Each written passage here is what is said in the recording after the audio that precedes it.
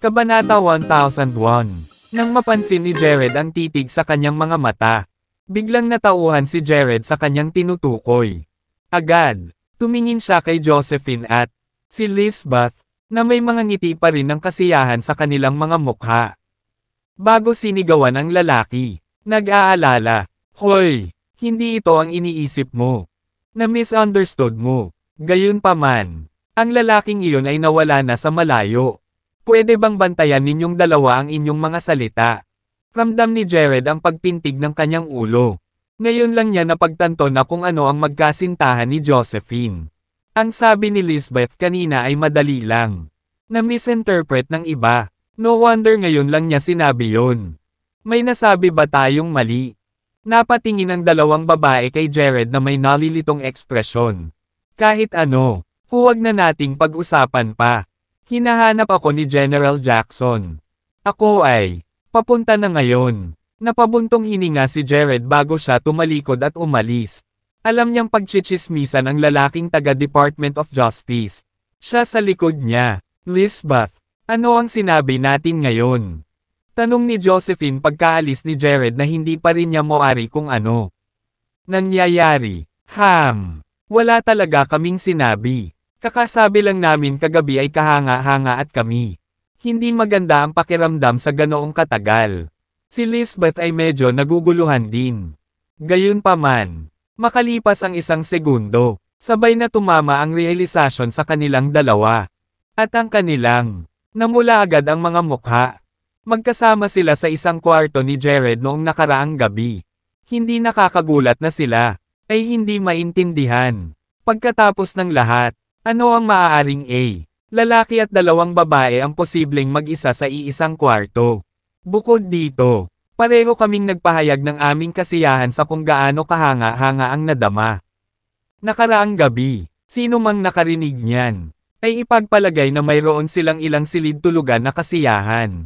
At walang sino man ang mag-iisip na sila ay, sa halip ay naglilinang, sa sobrang hiya. Sabay na tumakbo pabalik sa kanilang silid sina Josephine at Lisbeth.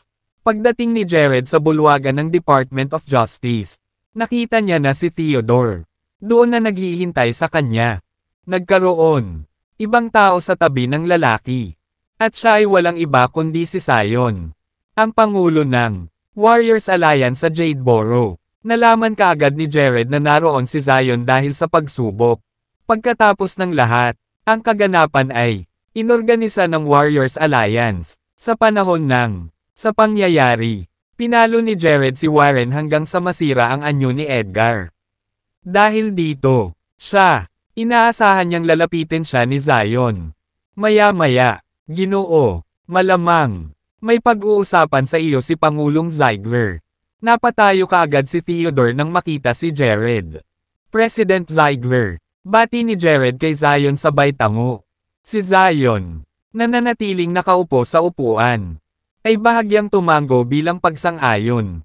Nakaramdam ng pagkairite sa pagmamataas ni Zion. Humawak si Jared ng upuan at umupo. Sabay baba, labis na siyang naiinis sa lahat ng ginawa ng Warriors Alliance. Jadeboro, Jared, bilang isang instructor sa Department of Justice, dapat mong igalang na magkaroon ng isang pagkakataong dumalo sa pagsubok. Gayunpaman, sa halip na pahalagahan ito, sa halip ay nilabag mo ang mga patakaran. Hindi lang ikaw ang pumatay. Mga miyembro ng Chalvez, pamilya at Thunderstorm Sect, ngunit natalo mo rin sina Edgar at Warren. Ikaw, parang walang respeto. The Warriors Alliance at all. Sabi ni Zion. Inayos ang malamig at matinding tingin kay Jared habang nagpapalabas ng hangin ng pangingibabaw. Gayunpaman, tila hindi nabigla si Jared at nakangiting sumagot. Bueno, ang alyansa ng mga mandirigma. Hindi talaga dapat nagsasalita tungkol sa mga tuntunin. Halata na ang alyansa ay may kinikilingan sa mga Darigons noong panahon ng pagsubok. Pinayagan mo rin ang ibang mga sekta para pahirapan ako. Tama lang naturuan ko sila ng leksyon. Napakayabang na brat. Ngumuso si Zion bago inihampas ang kanyang kamao sa mesa. Sa susunod na sandali, nagpadala siya ng isang sabog ng nagyayelong malamig na aura patungo. Jared, whoosh! Kaagad, naramdaman ni Jared na parang diniin siya ng bundok. At ang upuan niya ay nakaupo sa splintered. Sa ilalim niya, nagngangalit ang kanyang mga ngipin. Sinubukan niyang pigilan ang aura ni Zion habang nagsimulang mamuo ang mga butil ng malamig na pawis. Ang kanyang noo, dahil mas makapangyarihan si Zion kaysa kay Warren. Hindi sapat ang kasalukuyang lakas ni Jared. Ipagtanggol laban sa lalaki. President Ziegler, huminahon tayong lahat at magkaroon ng civil talk. Hindi pabor sa iyo kung alam iyon ni Mr. Sanders. Inatake mo si Mr. Chan sa publiko sa Department of Justice. Tama ba, Theodore? Pagbabante ni Zion, naramdaman na bahagya itong hinawakan ni Jared. Matapos marinig ang sinabi ni Theodore, binawi ni Zion ang kanyang aura at binigyan ng malamig na titig si Jared. Jared, I'll let you off this time para kay Mr. Sanders. Ngunit kailangan mong ibigay ang painting na nakuha mo mula sa sinaunang libingan. Bakit ko ibibigay sa iyo ang pagpipinta dahil nakita ko ito? Gusto mong iabot ko ang painting sa ibabaw ng bangkay ko. Hindi kailanman ibibigay ni Jared kay Zion ang pagpipinta dahil alam lang niya kung gaano kahalaga ang art piece. Isang malamig na singhot ang tugon ni Zion. Bakit kailangan mong itago ang pagpipinta kung hindi mo alam? Paano ito pahalagahan? Isa ka lamang. Sisirain ang isang piraso ng hindi mabibaylang kayamanan. Pagkatapos ay idinagdag niya, ibigay mo sa akin ang pagpipinta ngayon. At isa sa alang-alang ko ang lahat ng mga lumang marka na naayos na. Ako, alam mong pinatay mo ang dalawang lalaki mula sa ang pamilya Chalves at Thunderstorm Sect. At maaalis kita sa gulo. Mangarap pa, hinding-hindi ko ibibigay sa iyo ang painting. Kailangan mo akong patayin at alisin ito sa aking sipon. Patay. Daliri. Tumangala si Jared kay Zion.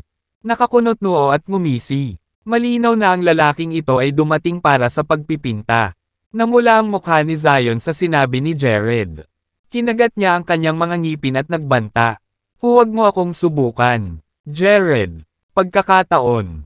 Muli, nagsimula siyang maglabas ng aura para pagbabantaan si Jared.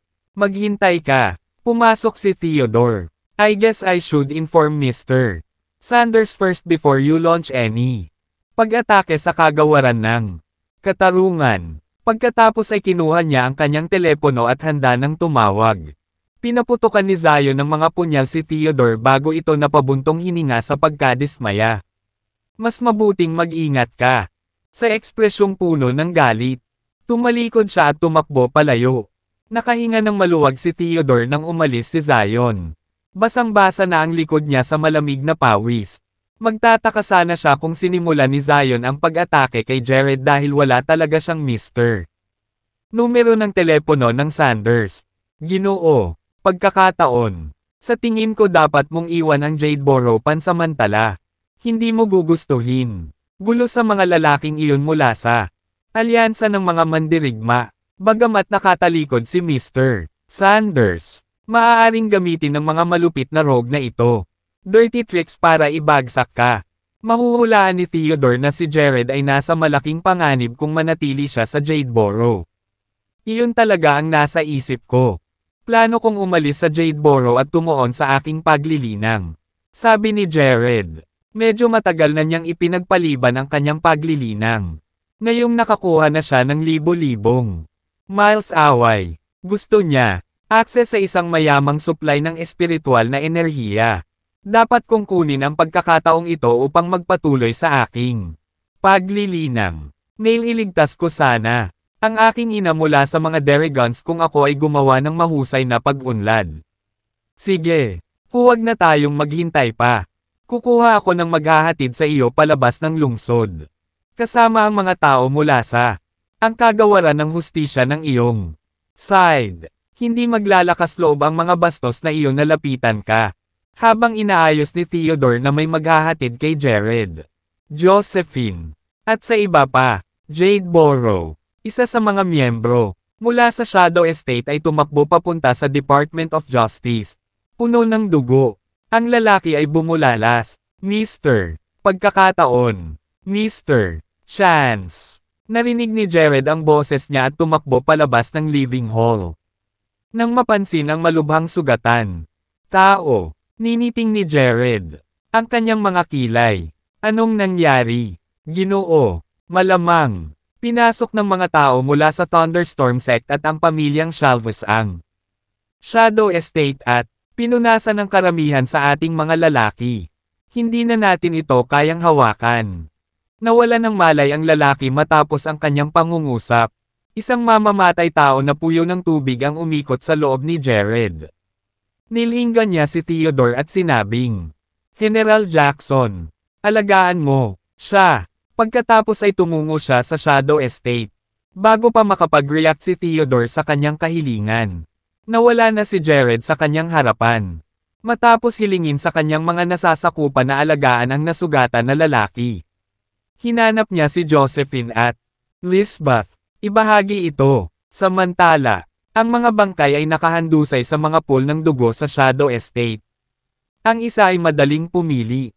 Papangamoy ng dugo mula sa daan-daang talampakan ang layo. Kinubkob ng mga miyembro mula sa pamilya Shalvus at Thunderstorm Sect ang Shadow Estate. Sa ngayon, wala pang 20 lalaki ang naroon upang protektahan sina Colin at Leviathan. Dapat bang ang pamilya Shalvus at ang Thunderstorm Sect ay nagpapatuloy sa pagsalakay? Ang Shadow Estate ay babagsak sa lalong madaling panahon. Leviathan, ilang dekada na tayong magkakilala. Ngunit ikaw, ang master ng Shadow Estate, ang magpasya, tumabi kay Jared. Dahil ikaw ay napagpasyahan mong gawin kaming kaaway mo. Huwag mo akong sisihin sa hindi pagpapakita ng awa sa iyo. Sinaman ang tingin ni Steiner. Leviathan habang nakaturo sa kanya. Espada sa kanya. Nawala ang lahat ng malaman ni Steiner na pinatay ni Jared ang kanyang anak sa sinaunang libingan. Ngunit, natatakot siyang ilabas ito. Jared dahil nasa Department of Justice ang huli. Hindi rin naglakas loob si Steiner na ilagay ang kanyang daliri. Jared dahil kay Mr. Sanders. Gayunpaman, hindi hinayaan ni Steiner na mag-slide ito ng ganoon kadali. Kaya naman inabot niya ang Warriors Alliance at gusto ni Zion. Bigyan siya ng ilang mungkahi kung paano magpatuloy. Gayun din. Ibinahagi ni Zeke mula sa Thunderstorm Sect ang parehong kaisipan. Nang malaman niya si Jared, ay pinatay ang kanyang nag-iisang anak na lalaki. Si Kenneth, siya, nakipag-ugnayan sa Warriors Alliance. Sinamantala ni Zion ang pagkakataon na aliwin ang dalawang pamilya at nakuha ang kanilang tiwala. Nang tumanggi si Jared, ibigay mo ang painting. Zion. Nag-udyok kina Steiner at Zeke na maglunsad ng pag-atake sa Shadow Estate. Dahil may access ang Zion sa impormasyon tungkol sa lahat ng maimpluwensyang pamilya at mga sekta sa Jadeboro. Alam niyang gagawin ni Jared sa huli. Pumasok para tulungan ang Shadow Estate dahil sa kung gaano sila kalapit. Cut the crap, Steiner. Dalhin mo na. Hindi nabigla sa pananakot ni Steiner. Tinitigan ni Leviathan si Steiner. Mata. Alam kong hindi ka natatakot mamatay. Pero paano ang anak mo? Tawagan si Jared ngayon din at sunduin siya. Pumunta sa Shadow Estate. Kami. Baka isipin na palayain ka. Dagdag pa ni Zeke sa malamig na tono. Wala kaming pagnanais na patayin ka o ang iyong anak. Ang layunin natin ngayon ay patayin si Jared. Hindi ako tatawag. Kahit na nakuha ko si Jared na pumunta sa Shadow Estate. Kayong dalawa. Walang laban sa kanya. May Leviathan. Ganap na pagtitiwala kay Jared. Isang malamig na singhot ang tugon ni Zeke. Sa tingin mo ba hindi natin siya mapababa? Parang ikaw. Overestimated na ang tao. Kakayahan. Sina Steiner at Zeke ay kinailangan pang kumilos laban sa Leviathan dahil ang kanilang layunin ay pumatay. Jared. Maaaring binalaan sila ni Mr. Sanders na huwag maghanap ng mali kay Jared. Ngunit imposible para sa kanila. Hindi upang maghaiganti laban sa taong pumatay sa kanilang mga anak. Bukod, makikita ng mga tao sa Jadeboro at sa martial arts world. Sila bilang laughingstock kung sila. Nabigong ipaghiganti ang kanilang mga anak. Not to mention, nakatanggap sila ng suporta mula sa Warriors Alliance. Gaya ng ipinangako ni Zion. Sila ay kakausapin niya kay Mr. Sanders. Sa kanilang ngalan kung sakaling nagalit ang huli sa kanilang ginawa.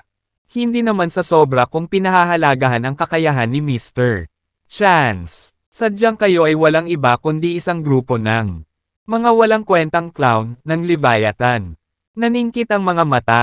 The asterisk man ikaw. I dare you to say another word. Sumabog sa galit si Zeke. Patuloy ang pag-igting sa Shadow Estate. Inipon ni Zeke ang lahat ng kanyang lakas sa kanyang palad at handa nang magsimula ng isa pang pag-atake. Tingnan natin kung sino ang walang kwentang clown ngayon. Umungal siya at naglabas ng malakas na alon ng aura ng Leviathan. Direksyon. Gustong pigilan ni Steiner si Zeke ngunit hindi ito nagtagumpay. Dalhin mo. Bagamat nasugatan. Wala pa ring balak na sumuko si Leviathan. Boom! Dalawang malalakas na alon ng aura ang nagbanggaan. Na nakagambala sa daloy ng hangin sa kalangitan. Napakalakas ng aura ni Zeke kaya pinalipad nito ang Leviathan. Na naging sanhi ng pagsuka niya ng isang subo. Dugo. Si Leviathan ay palaging isang mas malakas na manlalaban kaysa kay Zeke. Ngunit mula noong una, naubos ang kanyang martial lakas at nagtamo ng malubhang pinsala. Hindi niya nakayanan ang suntok. Tatay. Umakyat si Colin at hinawakan ang kanyang ama. Nagningning ang kanyang mga mata sa matinding galit. Napuno ng sama ng loob ang tingin ni Colin. Nagalit siya sa kanyang sarili dahil hindi siya sapat na kakayahan. Ginugugol ang kanyang oras sa pagpapakasisa sa sensual. Kasiyahan sa halip na magtrabaho ng husto sa paglilinang. At para sa hindi magagawang isang bagay para sa ari-arian. Papatayin muna kayo bago patayin si Jared. Inilabas ulit ni Zeke ang palad niya. Gayunpaman, pinigilan siya ni Steiner at umiling. Hintayin natin si Jared. Kami ay sadyang hayaan ang taong iyon mula sa shadow. Libre ang ari-arian ngayon lang. I'm sure pumunta siya para i-report ang nangyari. Binawi ni Zeke ang kanyang braso at galit na tinitigan ang mag-ama. Sige, papayagan ko kayong dalawa. Mabuhay ng kaunti pa. Sa tingin ko, kayo ang mabubuhay ng kaunti pa. Maya-maya lang ay may umalangaw-ngaw na boses mula sa malayo. Naglalaman ito ng nakakatakot na espiritual na enerhiya. Agad na iniwan ang mga nagbabantay sa labas. Ang Shadow Estate ay bumagsak sa lupa. Ano man ang Thunderstorm Sect o ang pamilyang Shalvest. Ang mga nagbabantay ay ordinaryo lamang. Mga miyembro na ang mga kakayahan ay nasa isang antas ng Grandmaster. Habang ang boses ni Jared ay umalangaw-ngaw sa hangin. Marami ang agad. Bumagsak na patay sa lupa. Jared. Sabay na napatingin sina Zeke at Steiner kay Jared. Sa kabila ng nakita niyang si Jared na papasok mula sa pasukan. Walang nang ahas na gumawa ng anuman at, sa halip, automatikong gumawa ng paraan para sa kanya. Ang tanawin ng hindi mabilang na mga bangkay na nakahandusay sa paligid ng estate at ang masangsang na amoy ng dugo. Sa hangin sinundot ang nerbiyos ni Jared. Masama. Ang kanyang mga mata ay nagsimulang mamula sa galit. At ang kanyang katawan ay sumabog sa aura. Jared, how dare you show up pa rin matapos patayin ang anak ko? Ipaghihiganti ko ang anak ko ngayon. Sinaman ang tingin ni Zeke si Jared. Hindi ko lang pinatay ang anak mo. Papatayin din kita. Lilipulin ko ang buong Thunderstorm Sect. Malamig at walang emosyon ang boses ni Jared. Na parang nagmula sa kailaliman ng impyerno. Abay walang pakundangan na tanga. Bugbugin mo siya. Ikinaway ni Zeke ang palad niya habang umuungol. Agad na sumugod ang mga miyembro ng Thunderstorm Sect at inihagis ang kanilang mga armas sa kanilang. Humawak kay Jared. Isang gintong liwanag ang lumabas sa katawan ni Jared. Kahit nadama po sa kanya ang mga armas. Wala. Pinsalang naidulot sa kanya. Sa kabaligtaran. Ang mga sandatang iyon ay pumutok sa mga pira-piraso sa pagtama. Papatayin kayong lahat ngayon para mabayaran ang mga kasalanang nagawa ninyo. Kaagad. Ang katawan ni Jared ay naglabas ng isang malakas na aura na parang hindi mabilang na nagninangas na karit na nagsimula. naniningil patungo sa karamihan, tulad ng isang hukbo ng mga langgam. Ang mga miyembro ng Thunderstorm Sect ay dinurog ng aura na iyon, na nagkawatak-watek ang kanilang mga katawan, at lumipad sa lahat ng direksyon. Maging ang mga Senior Grandmaster ay hindi nakatakas sa parehong suliranin, na iniwan ang buong lugar. Sa isang kompletong gulo bilang mga katawan, ay nagkalat kung saan-saan. Duguan ang mga mata ni Jared. At tulad ng isang Grim Reaper mula sa Underworld, handa siyang gawin iyon. Anihin ang mga kaluluwa ng mga buhay na nilalang. Sa harap ng kanyang mga mata, ang malakas na pamatay na aura mula kay Jared ay nagpabagsak sa mukha ni Zeke. Sa isang tabi, ang mga mata din ni Steiner lumubog sa katakutin. Di niya kayang. Naniniwala na ang mga kakayahan ni Jared ay lubos na umunlad sa loob ng maikling panahon. Ginoo. Pagkakataon. Jared. Naghari ang pag-asa sa loob ni Colin at Leviathan nang makita nila ang hitsura ni Jared. Lumapit si Jared sa dalawa. Sa buong panahon na iyon, walang nang-ahas na pigilan siya. Siguro mahirap sa inyong dalawa. Ang nakikitang si Colin at Leviathan na basang-basa sa dugo ay nagdulot lamang ng masamang hangarin sa paligid. Jared pa, matindi. Ginoo. Pagkakataon. Isang malaking karangalan ang maging sa iyong serbisyo. Nakakaawa naman, namilog ang mga mata ni Leviathan. Luha. Nakakaawa naman. Ang Shadow Estate ay naging wala. Natatakot ako na hindi na ako makapagtrabaho para sa iyo. Maaari naming itayo ito muli. Mula ngayon, ang mga katangian ng Thunderstorm Sect at ang pamilya ni Shalvest ay kabilang din sa Shadow Estate. Hahayaan ko ang martial arts world sa buong Jadeboro. Alam ang tungkol dito. Ang Shadow Estate ay akin na ngayon. At walang sino man ang maaaring maglagay ng daliri dito. Nang matapos ang kanyang mga salita, lumingon si Jared. Ang kanang kamay ay kumikinang na may kumikinang. At pagkatapos, ang Dragon Slayer, agad na napakita ang espada sa kanyang pagkakahawak. Hinawakan ni Jared ang kanyang Dragon Slayer sword. Malapit na sa isang pagpatay. Boom! Kasunod ng malakas na ingay. Isang gintong kinang ang sumabog sa gitna ng karamihan. Ang presensya ni Jared ay katulad ng hukom ng mga patay habang ginagamit niya ang kanyang Dragon Slayer. Espada na magpapasya sa kapalaran ng mga iyon. Mga taong nauna sa kanya. Sa ilalim ng matalim na talim ng sandata.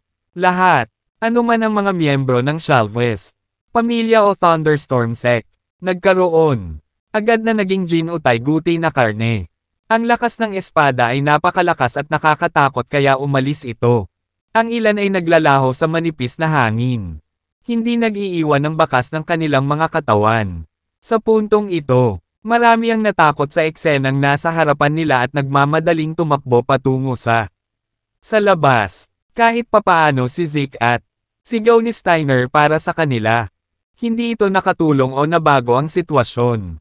Sila ay petrified. Gravely petrified. Jared, parang may death wish ka ha. Tumalon si Zeke sa harap ni Jared pagkatapos manood. Paano namatay ang kanyang mga martial trainees A? Kalunos-lunos na kamatayan. Ganap na hindi pinapansin si Zeke. Ibinaba ni Jared ang Dragon Slayer sword sa kanyang kamay at itinuro ang talim na nilamon ng apoy patungo sa dating. Dahil sa gulat, nagmamadaling gamulong si Zeke para iwasan ang pag-atake. Dahil dito, ang epekto ni Jared. Ang strike ay nag-iwan ng malalim na siwang na nakaukit. Sa lupa, nagmamadaling bumangon ang medyo gusot na si Zeke. Gayunpaman, nagkaroon na si Jared. Ay nagpakita sa kanya tulad ng kanyang pinamamahalaan. Para buhatin ang sarili sa lupa. Sa sobrang takot ay napaatras si Zeke. Sa kasamaang palad, huli na ang lahat. Iniwas ni Jared ang kanyang kamay sa ere. Pinaikot-ikot ang katawan ni Zeke sa himpapawid ng ilang round. Bago bumagsak diretso sa lupa, nakasubsob ang kalahati ng mukha niya.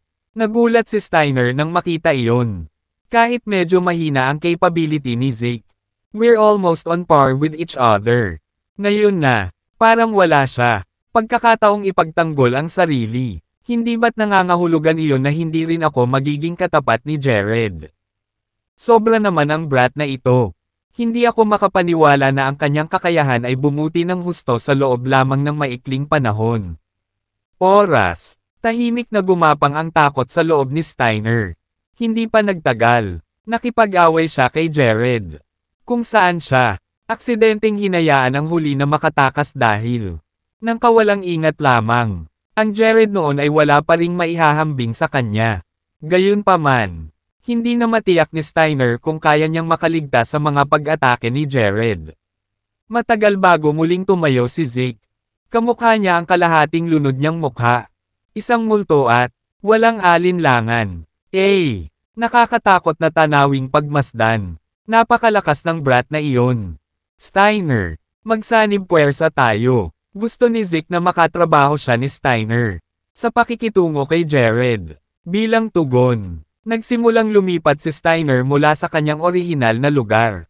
Ngunit sa isang pagliko ng mga pangyayari, siya ay kumakayod. Sa halip ay sa Shadow Estate. Naisip niya na ang pagprotekta sa kanyang buhay ay lubos na nag-aalala sa sitwasyong iyon. At isang bagay tulad ng pagbuo. Kakampi kay Zeke dapat kumuha ng backseat. Hindi ako magiging tanga para gawin ang ganoong bagay ngayon. Nang makita si Steiner na tumalikod at tumatakbo palayo, si Zeke ay lubos na nataranta na tumayo siya. Nakaugat sa lupa sa mahabang panahon. Steiner, ***** ka. Sumumpa si Zeke matapos makabawi sa kanyang ulirat. Ngunit hindi nagtagal ay hindi niya nailabas ang mga sumpang iyon sa kanyang bibig nang mapansin niya ang Dragon Slayer Sword na humahampas sa kanya. Direksyon. Ang lakas ng espadang nakakagigil sa gulugod ay nag-iwan kay Zeke na hindi mapigil na nanginginig.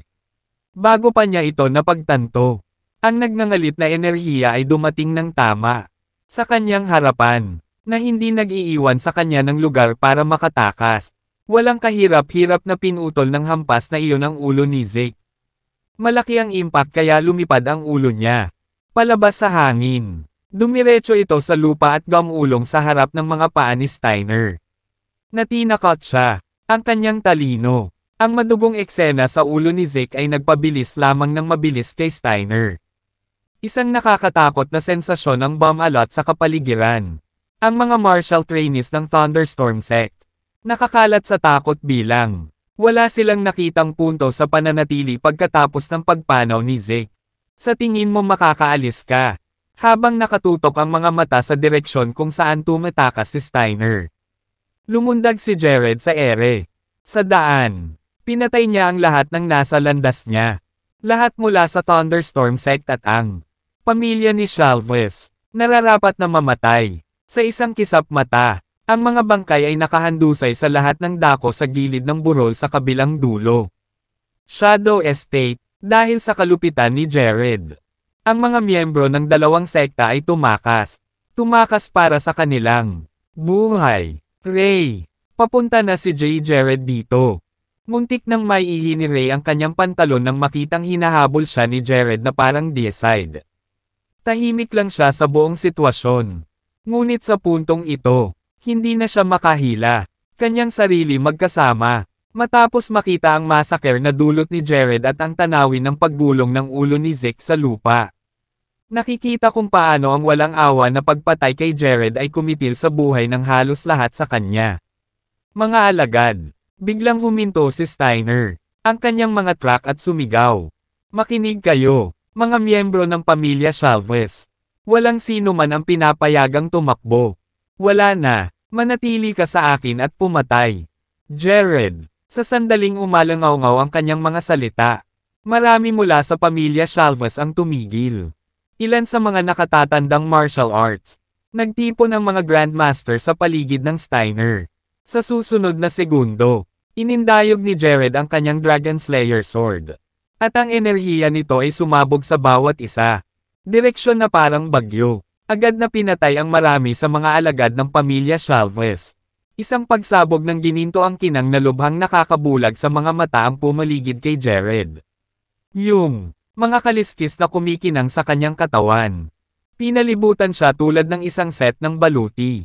Sa pagtapak sa mga bangkay, si Jared, na mukhang harbinger of death, ay agad na nauna. Steiner, sa pagharap sa hitsura ni Jared. Umasim ang ekspresyon ni Steiner. Sa kabila ng maraming martial arts grandmaster sa tabi niya para sa proteksyon. Naramdaman pa rin niya ang kanyang puso. Humahampas ng malakas, gayunpaman.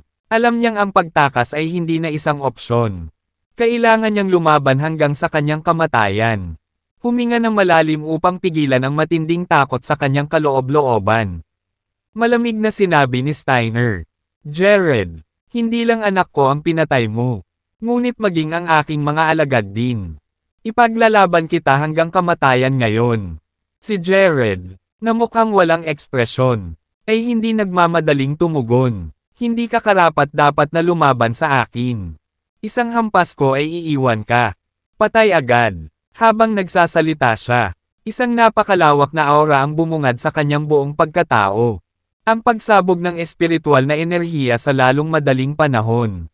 Nagtipon ng malakas na bagzo ng Ipoipo. Iniwan si Steiner at ang iba pang mga miyembro ng pamilya Chalves na pakiramdam ng kanilang mga puso ay laktawan matalo. Jared. Baka pag-usapan muna natin, naramdaman ang nag-aapoy na galit sa loob ni Jared. Steiner. Naisip na mas matalinong makipagkompromiso. Ano ang dapat nating pag-usapan? Putol ni Jared at inihagis ang kanyang espada. Ang pakiramdam ng nakakatakot na enerhiya ng espada ay napakalaki. Si Steiner ay nagmamadaling ibinagsak ang sarili. Sa gilid sa pagtatangkang umiwas. Ito, kalahati. Sa kasamaang palad, ang mga pagsisikap ni Steiner ay walang saysay pa rin kapag nahaharap sa napakalaking pagsabog ng enerhiya. Marami ang hiwa ang naiwan sa kabuuan niya. Katawan.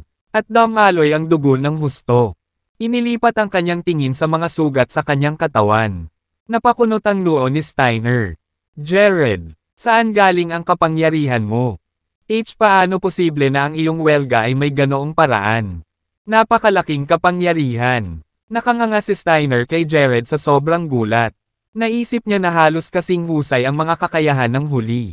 Bilang na ng isang top-level martial arts Grandmaster. Sa isang sulyap, halatang beginner standard siya. Kaya paano niya nagawang maging ganoon?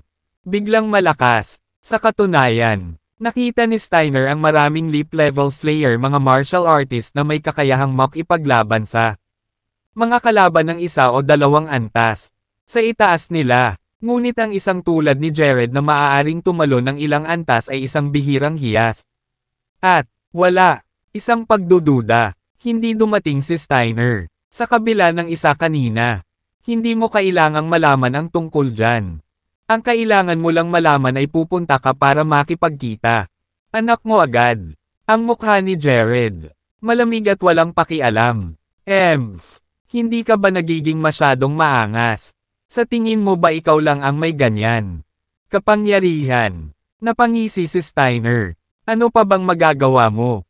Huwag mag-atubiling magpakita sa akin.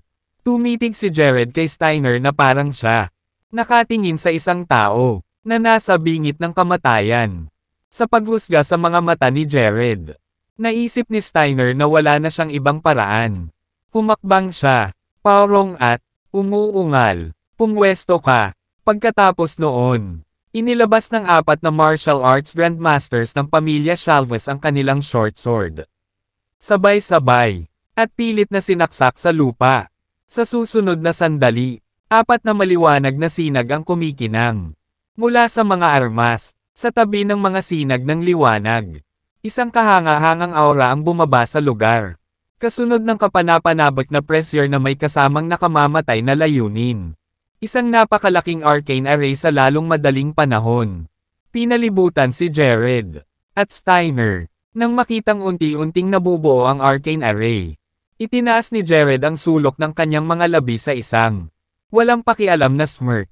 Nagamit na ni Steiner ang arcane array na ito kapag nakikipag-usap sa akin sa ibang pagkakataon. Pero ngayon siya gustong maglaro ng same trick na naman sa akin. Wala ka bang bagong trick? Wala kang magagawa sa akin gamit ang pormasyong ito sa huling pagkakataon. At ito ay magiging pareho. This time din. Isang malamig na ngiti ang ipinakita ni Jared habang nakatingin kay Steiner. Lumalim ang lukot sa pagitan ng mga kilay ni Steiner. Minamaliit mo ang arcane array na ito. Ikaw, nagawang makatakas sa oras na iyon. Dahil lang sa kapabayaan ko. Pero ngayong araw, hindi na kita papakawala ng ganoon kadali. Talaga, gusto kong matikman ito. Kung gayon, nagtaas ng kilay si Jared. Well, pagbibigyan kita ng wish mo. Nang matapos ang kanyang mga salita, sumigaw si Steiner. Isakripisyo ang Pormasayon. Habang bumagsak ang kanyang mga salita. 4 na martial arts grandmasters ng pamilya Chalvez ang nagpalitan ng tingin at hinawakan ang kanilang mga short sword sa lupa. Ang kanilang martial energy, na tinawag ng arcane array, ay mabilis na damaloy palabas mula sa kanilang katawan. Ang hinihigop na martial energy ay damaloy patungo sa katawan ni Steiner na parang ang arcane array. Maging bahagi niya, hindi nagtagal. Ang 4 na martial arts grandmasters ay bumagsak sa lupa. Ang kanilang mga katawan ay tila sinipsip ng dugo at laman. Lumiliko ang mga ito sa isang mummified estado. Hahaha, iniisip ko kung kaya mo pa bang umarte ng napakababastos tulad ng dati. Si Steiner ay naging maniacal. Tumawa. Boom! Ang alon ng kapangyarihan ay bumagsak sa katawan ni Jared. At tulad ng saranggola na walang tali, lumipad siya, sabay labas. Marami sa mga kumikinang nakaliskis sa kanyang katawan ang nahulog sa ilalim ng lakas ng suntok na iyon. Ha! Tulad ng sinabi ko, mayroon akong sukdulang kapangyarihan sa loob ng aking arcane array. Matagumpay na sinabi ni Steiner. Nang makita ang kalagayan ni Jared, naabsorb ang martial energies ng 4 pang martial arts grandmasters. Steiners. Ang mga kakayahan ay tumaas sa pamantayan ng isang top-level martial arts grandmaster. Ultimate power. Ha! Dahan-dahang bumangon si Jared. Kasing liwanag pa rin ng dati ang ningning sa kanyang katawan. Gaya ng mga kaliskis na nalaglag. Nagsimulang lumaki muli. Ang ganap na walang pinsalang hitsura ni Jared ay agad na nag-iwan kay Steiner sa labis na kawalang paniwala. Paano posible na makatayo ka pa? Ang ekspresyon sa mukha ni Steiner ay naging pangit. Hindi siya makapaniwala na ang strike na nagkaroon. Nakalap ng martial energy ng 5. Nabigo ang martial arts grandmasters na tapusin si Jared. Ipapakita ko sa iyo kung ano ang tunay na kahulugan ng paghawak sa pinakamataas na kapangyarihan. Itinaas ang kanyang Dragon Slayer sword sa hangin. Ang pulang-pulang apoy ay nagngangalit ng husto sa ibabaw. Armas na nagdulot ng matinding init sa baluti ng venue. Hindi napigilan ni Steiner na umiyak sa katahimikan nang maramdaman ang nagbabantang aura ni Jared. Ang lugar, isang nagbabala, gumapang sa kanya ang premonition. Hindi ako naniniwala dito. Habang itinaas ni Steiner ang kanyang mga braso, nagsimulang manginig ng husto ang arcane array. Madilim, makulimlim na ulap, nagsimulang magtipon ng tuloy-tuloy sa himpapawid, na may mga bahid ng kidlat na tumatama sa kanila. Thunderbolt Strike. Umirap si Steiner. Ang Thunderbolt Strike ay ang pinakamahusay na paglipat ng arcane array. Gayunpaman, ang paggamit nito, ang partikular na paglipat ay dumating na may isang presyo. Ang arcane array ay mawawala kaagad pagkatapos. Nangangahulugan iyon na mawawala sa kanya ang lahat ng kanyang trump card at backup kung hindi niya mapapatay si Jared gamit ang isa. Strike. Isang kidlat ang nahati sa kalangitan at diretsyong tumama kay Jared. Panoorin mo akong sirain ang arcane array na ito. Itinataas ni Jared ang kanyang Dragon Slayer sword nang tamaan ng kidlat ang sandata. Sa sandaling iyon, si Jared ay parang isang banal na nilalang. Gamit ang espada sa kanyang pagkakahawak upang idirekta ang bolt ng kidlat, pahinga. Nang nanlaki ang mga mata ay bigla niyang inilabas ang kanyang sandata. Boom! Tulad ng kulog na dumadagandong sa kalangitan. Ang napakalaking agos ng enerhiya ng espada ay tumama sa madilim na ulap na iyon. Nakabitin sa gitna ng hangin. Ang epekto ng dalawang malalakas na puwersa na nagsasalpukan sa isa't isa ay napakalaki at nakakagulo. Nagbunga ang gleam. Kasunod ng pag-aalis ng kislap, ang mga maitim na ulap sa hangin ay naglaho. Ang arcane array na nagkaroon, sakop ang lugar. Masyadong nawala sa paningin. Paano nangyari iyon? Natamang si Steiner. Iyan ang pinakakakilakilabot na kasanayang naiwan ng mga matatanda sa pamilya ni Chalvez. Nito, ang epekto ay kilala na kahanga-hangang mapanira. Paanong posible na masira ito ni Jared ng makatarungan? Isang strike. Kinain ng kawalan ng pag-asa si Steiner nang makita niya ang 4 na short sword sa lupa. Durog at nadurog. Hindi na naayos. Malinaw na walang paraan na mabuo niyang muli ang arcane array. Sa puntong ito, si Steiner ay tulala. Lubos na tulala. May tao. Pigilan mo siya. Sumigaw si Steiner. Sinusubukang lumikha ng pagkakataong makatakas. Gayunpaman, ang karamihan sa pamilya Chalvez ay wala nang makikita.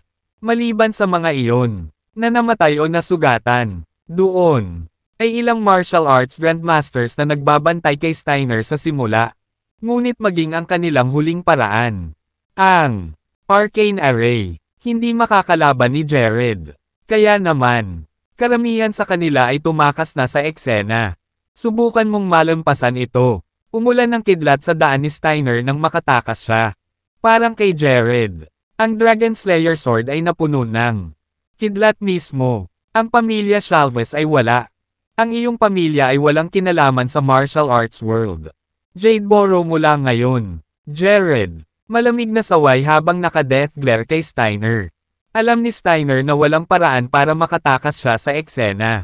Sa paningin ng mga katawan, nagkalat sa sahig. At ang iilan, naiwan ang mga taong nakatayo na nagbabantay sa kanya. Alam ng lalaki na tunay na pamilya ni Chalvez. Napapahamak. Gayunpaman, hindi pa rin niya maibabalot ang kanyang ulo sa katotohanang si Jared. Ang lalaking kaya niya, wala man lang pakialam na bigyang pansin. Dati, kahit papaano ay nagawang sirain ang 2 kilalang pamilya sa parehong araw. Jared, pasensya na, please. Alam kong mali ang ginawa ko sa'yo. Ang pamilya Chalvez ay pupunta sa iyo. Beck at tumawag mula ngayon. Gagawin namin. Pakinggan mo ang bawat salita at tagubilin mo. Sa wakas ay inamin ni Steiner ang pagkatalo. At sa isang binata sa kanyang 20s. Hindi kukulangan. Noon, wala nang mahalaga kay Steiner. Hindi dangal. Hindi reputasyon. Wala. Kanyang buhay ay ang tanging bagay na mahalaga. Siya, nagkaroon lamang ng isang pagkakataon na mabuhay. At alam ni Steiner na makakabalik lamang siya kung siya ay buhay. Gayunpaman, ganap na nasa kay Jared ang pagpapasya kung nabuhay o namatay si Steiner. Pagkatapos mong patayin ngayon, ang kontrol at kapangyarihan sa pamilya Chalvez ay mahuhulog pa rin sa akin. Kamay, sinaman ang tingin ni Jared si Steiner. Hindi niya pakakawalan ang huli. Dahil doon, itinaas ni Jared ang Dragon Slayer Sword sa kanyang kamay. Nanlaki ang mga mata ni Steiner sa takot. Ang kanyang katawan ay hindi kumikilos nang makita ang Dragon Slayer. Payback. Nawala na siya ng pag-asa. Steiner, alam niyang hindi magbabago ang kanyang kapalaran kahit na pumiglas siya at sinubukang iwasan ang pag-atake ni Jared. Tumigil ka. Nang ihahampes na ni Jared ang kanyang espada. Isang mabagsik na boses ang umalangaw-ngaw.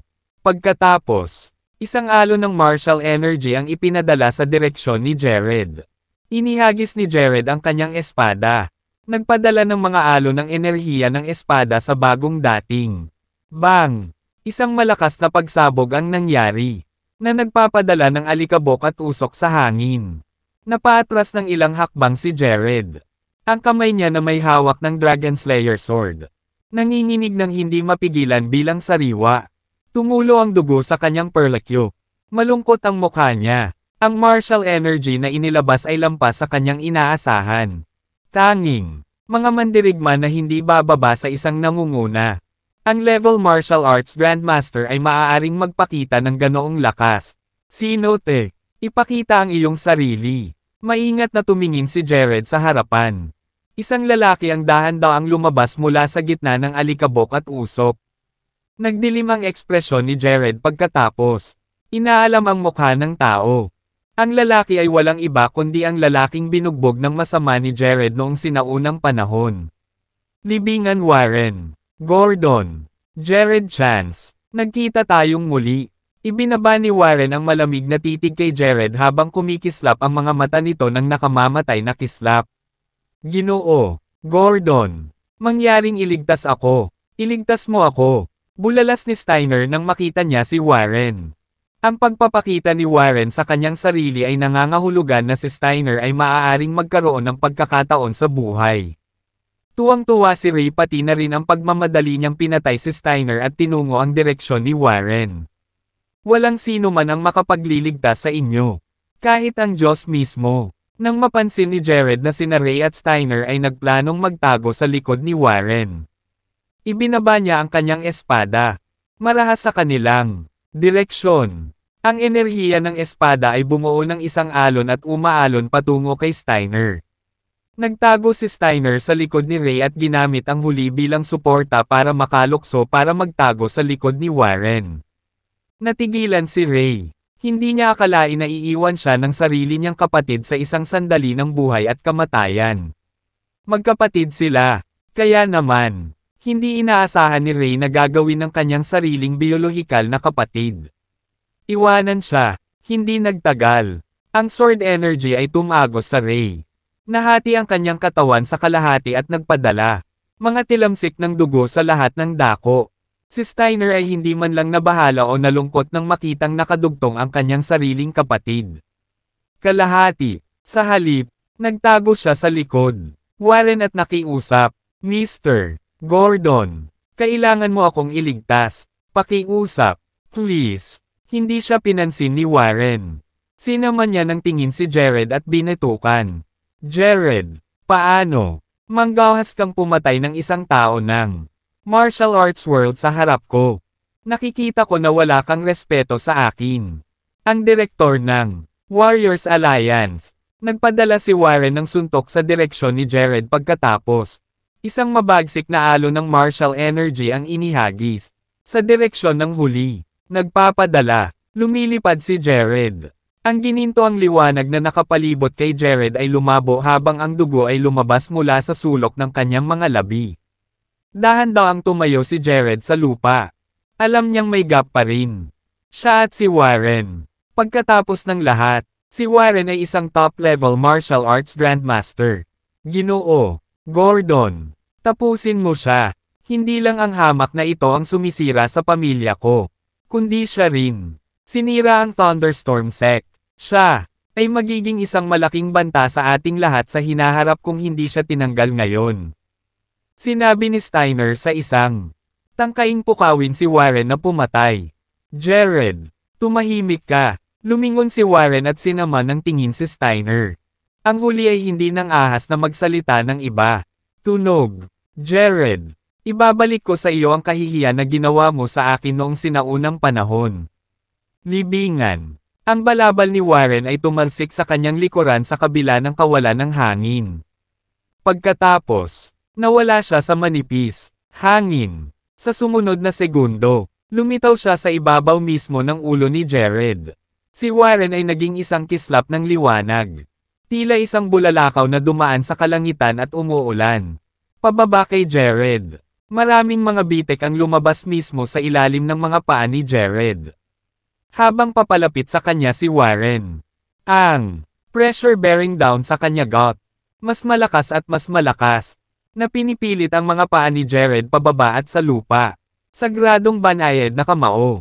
Sigaw ni Warren habang tumindi ang gintong liwanag na nakapaligid sa kanya.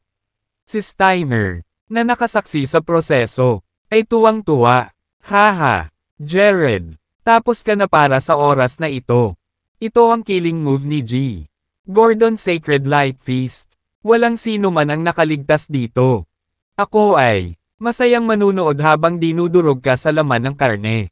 Tuwang-tuwa si Steiner. Gayunpaman, hindi siya pinansin ni Jared. Sa halip, itinago niya ang kanyang Dragon Slayer sword at dahan-dahan. Nakatuon ang lahat ng kanyang espiritual na enerhiya sa kanyang karapatan muna. Ang kamao ni Jared ay kumikinang din ng isang gintong liwanag na tumitindi sa bawat segundo. Ito, parang isang maliit na araw ang kumikinang. Sa mismong kamay niya, boom! Inihagis ni Jared ang kanyang suntok. Ipinadala ang bola ng liwanag sa direksyon ni Warren. Ang nakakawasak na sagupaan ay ginawa kahit na ang maliwanag na araw na nakabitin sa kalangitan ay mapatlo kung ihahambing. Gayunpaman, ang resulta ng sagupaan ay bumagsak pa rin kay Jared. Ang katawan ni Jared ay marupok na parang sanga habang siya ay bumagsak sa lupa. Ang lupa sa ilalim niya, sumabog sa 5 metrong lalim na butas. Nagawa ng kamao na balatan si Jared sa kanyang kumikinang na kaliskis, na nagpapakita ng buff at toned muscles. Sa ilalim, ang mga kalamnan ni Jared ay kumikinang ng malabo sa isang gintong sinag. Ito ay ang kanyang natural na glow ng walang anumang tulong. Espiritual na enerhiya. Sa oras na iyon, ang bawat organ sa katawan ni Jared ay kumikilos. Bumulwak ang mga agos ng dugo mula sa kanya. Bibig, ilong, at maging labi. Ang iyong katawan ay nananatili ng mas mahusay kaysa sa inakala ko. Jared, walang kibol na sabi ni Warren. Ikinawit niya ang kanyang mga kamay sa likod at tumayo sa gilid ng higanting bunganga habang nakatingin pababa kay Jared. Walang sinabi si Jared. Inangat niya ang ulo niya at tinapunan ng dugo si Warren. Ginamit niya ang focus technique. Same time na ginagawa ito upang ayusin ang mga organ sa loob niya. Ibinibigay ko siya sa iyo, sabi ni Warren kay Steiner. Natuwa si Steiner at nagmamadaling nagpasalamat kay Warren. Salamat, Mr. Gordon. Dahil doon, tumalon si Steiner sa malaking hukay at malamig na tumingin kay Jared. Jared, I bet hindi mo nakita. Darating ang plot twist na ito. Ako naman. Ngayon para harapin ka. Pagkatapos niyang magsalita, Stein. Dahil doon, tumalon si Steiner sa malaking hukay at malamig na tumingin kay Jared. Jared, I bet hindi mo nakita. Darating ang plot twist na ito. Ako naman. Ngayon para harapin ka. Pagkatapos niyang magsalita, nagsimulang kuminang ang katawan ni Steiner sa gintong liwanag at nagkaroon ng A. Marka sa pagitan ng kanyang mga kilay na patuloy na kumukurap. Ikaw ay isang demonic cultivator. Kumunat ang noo ni Jared. Hindi sumagot si Steiner sa tanong niya. Sa halip, ngumisi siya. Ngayon, gagamitin ko ang golem body ko para makipag-away sa iyo bago ay absorb ang lahat. Ang martial energy mula sa katawan mo para sa sarili kong gamit. Sa sinabing iyon, nilapitan ni Steiner si Jared. Nanliit ang mga mata ni Jared. At isang sinag ng gininto ang liwanag ang bumungad sa kanyang palad. Malakas na sinampal si Steiner. Kahit na si Jared ay dumaranas ng maraming pinsala. Hindi siya nakaupong pato. Higit pa rito, si Steiner ay talagang nagpahayag ng kanyang sarili bilang isang practitioner ng demonic cultivation. Hindi inaasahan ni Jared na ang pinuno ng pamilya Chalvez sa marangal na martial arts world sa Jadeboro ay magiging nagsasanay ng demonic cultivation na gumagamit ng masasamang pamamaraan. Lalong naguluhan si Jared sa katotohanang si Warren, ang direktor ng Warriors Alliance, na nakatayo sa hindi kalayuan, ay ganap, walang pakialam sa pagiging demonic cultivator ni Steiner. Pagkatapos ng lahat, sa simula ng pagkakatatag ng Warriors Alliance, ito ay kanilang misyon na alisin ang kasamaan at ipagtanggol ang dalisay. Landas, sinikap nilang alisin sa mundo ng martial arts ang demonic cultivation. Ngunit ngayon ay tila na may sikreto sa alyansa ng mga mandirigma. Iniwasan ni Steiner ang sampal ni Jared at humarap sa sarili niyang sampal. Hinampas ang kanyang malaking palad sa likod ni Jared. At ginagawa, bumagsak siya paarap. Pagkatayo pa lang ni Jared, humampas ulit si Steiner. Sa pagkakataong ito, binigyan niya ng sipa ang una, na naging sanhi ng mahinang gintong liwanag sa katawan ni Jared sa mawala agad. Jared, alam ko rin ang teknik ng golem body. Iyan ay kung paano ko alam kung saan ang iyong mga kahinaan. Kasinungalingan. Nang makitang nawala ang gininto ang liwanag sa katawan ni Jared, masayang tumawa si Steiner. Pagkatapos, idiniin niya ang ulo ni Jared gamit ang isang kamay. At nagsimula ang marka sa kanyang noo. Mabilis na kumikislap, naramdaman ni Jared A. Puwersang pumapasok sa kanyang katawan bago ito nagsimulang sumipsip ng kanyang espiritual na enerhiya. Naramdaman ang pagsalakay ng mga panlabas na puwersa. Ang focus technique ni Jared ay nagsimulang gumana ng mabilis. At ang puwersang pumasok sa kanyang katawan ay agad na sumipsip sa kanyang elixir field ng focus technique. Nang si Steiner ay puno ng pananabik. Iniisip na maaari niyang makuha ang lakas ng militar ni Jared. Bigla niyang nahanap na ang energy sa kanyang katawan ay dumadaloy palabas sa katawan ni Jared sa halip. Noon ay natarante si Steiner at sinubukang tanggalin ang kanyang kamay. Ngunit gaano man siya kahirap, hinayla, parang naipit ang palad niya. At hindi niya ito matitinag. Samantala, ang katawan ni Jared ay parang isang napakalalim na hukay. Walang humpay na sinisipsip ang martial energy mula sa Steiner. Kahit ang energy niyan ay kinakailangan para gumana ang katawan ni Steiner sa lalong madaling panahon ay nagsimulang umagos palabas sa kanya na parang tumutulo. String. Ang katawan ni Steiner ay mabilis na nalanta. At hindi nagtagal ay nalanta at kulubat na parang tumanda na. Mabilis sa ilang segundo. Nanlaki ang mga mata niya at hindi makapaniwalang tumingin kay Jared. Nang ibukan niya ang kanyang bibig para magsalita. Nalaman niyang hindi niya kaya magbitaw ng salita. Sa ilang maikling sandali, ang martial energy ni Steiner ay ganap na nawala. At kasama ang pagkawala ng kanyang enerhiya, huminto rin ang kanyang paghinga. Hanggang sa nawalan siya ng malay ay nakatitig pa rin ang mga mata niya. Si Jared sa gulat, matapos makuha ang martial energy ni Steiner. Sinimulan ni Jared na gawing espiritual na enerhiya. Ang gintong liwanag na nawala sa kanyang katawan unti-unting nagsimulang lumitaw muli. Nakatayo sa di kalayuan. Napansin ni Warren na walang gumagalaw para sa ilan oras. Dahil dito, siya pumunta sa hukay upang tingnan ang loob.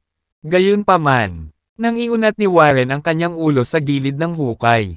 Isang kumikinang na figure ang nagzip. Lampas sa kanya. Siya, nagmamadaling umatras at nakita si Jared na nakatayo sa harapan niya. Nagniningning ang buong katawan niya ng gintong liwanag. Habang sa loob ng hukay, tanging ang kulubat at kulubat na bangkay ni Steiner ang natira. Kaya, nasa demonic cultivation ka rin. Sa isang sulyap lang, alam na ni Warren kung ano ang nangyari. Ang kalunos-lunos na kalagayan ni Steiner ay maliwanag na sanhi ng isang taong sumisipsip ng lahat ng lakas ng militar mula sa kanyang katawan. Ang katawan ni R ay nagsimulang kuminang ng gintong liwanag at may marka sa pagitan ng kanyang mga kilay na nananatili. Kumikislap.